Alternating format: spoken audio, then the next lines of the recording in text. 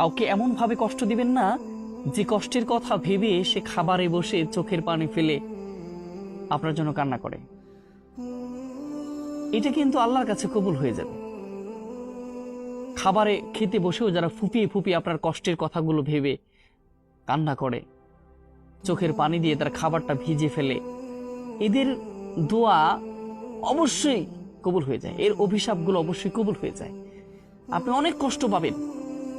আপনি মনে করছেন যে একজন মানুষকে কষ্ট দেওয়ার পরে আমি সুখে আছি, অনেক সুখ পোষণ করছি, কিন্তু আদৌ কি তাই? কখনোই সম্ভব নয়।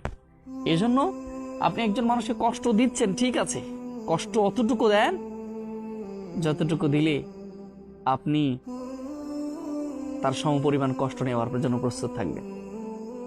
এই জন্য কখনোই একজন মানুষকে অত কষ্ট দিবেন না যত কষ্ট দিলে সে আল্লাহর কাছে বলে দেয়।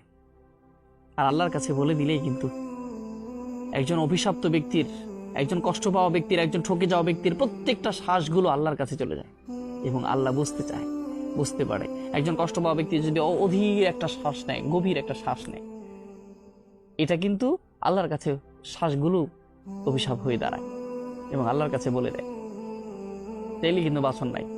যারা চুপ হয়ে রয়েছে আপনার কষ্ট পাওয়ার পরেও, তাদের দিকে ভয় পান। যারা কষ্ট দেওয়ার পরেও, কষ্টের মধ্যে নিমজ্জিত হওয়ার পরেও আপনার চুপ হয়ে আছে, কোনো কথা বলছেন না, তাদের দিকে ভয় পান।